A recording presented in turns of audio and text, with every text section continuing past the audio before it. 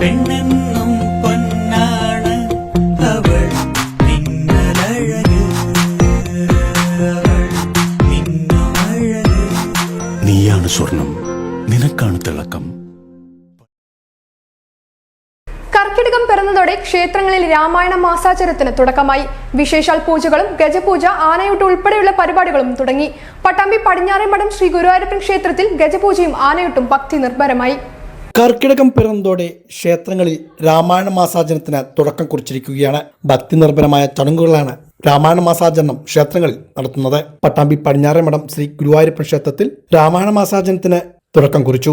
ക്ഷേത്രത്തിൽ പ്രത്യേകം തയ്യാറാക്കിയ ഹോമകുണ്ടത്തിൽ അഷ്ടദ്രവ്യ മഹാഗണപതി ഹോമത്തോടെയാണ് ചടങ്ങുകൾ ആരംഭിച്ചത്.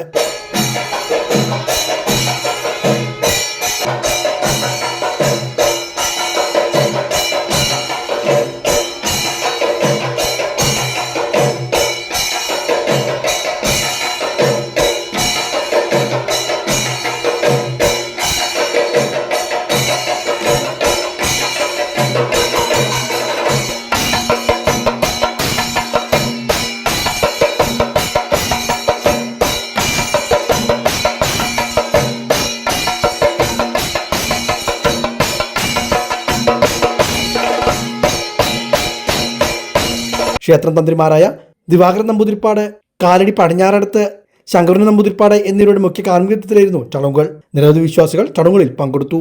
തുടർന്ന് ഗജപൂജയും ആനയൂട്ടും നടന്നു.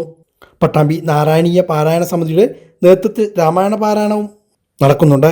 ഓഗസ്റ്റ് 9 ശനിയാഴ്ച LP, UP, ഹൈസ്കൂൾ വിദ്യാർത്ഥികൾക്കും ഭക്തജനങ്ങൾക്കുമായി രാമായണ പ്രശ്നോത്തരിയും ഒരുക്കിയിട്ടുണ്ട്. ഞാങ്ങാട്ടി ബോധിക്ഷേത്രം, ഓങ്ങല്ലൂർ കടപ്പറമ്പത്ത് കാവ് ബോധിക്ഷേത്രം, മുളയങ്കാവ് ബോധിക്ഷേത്രം, വിളയൂർ കളരി ബോധിക്ഷേത്രം, തിരുവേപ്പുറം മഹാദേവ ക്ഷേത്രം തുടങ്ങിയവിടങ്ങളിലെല്ലാം രാമായണ മാസാചരണം വിവിധ പരിപാടികളോടെയാണ് നടത്തുന്നത്.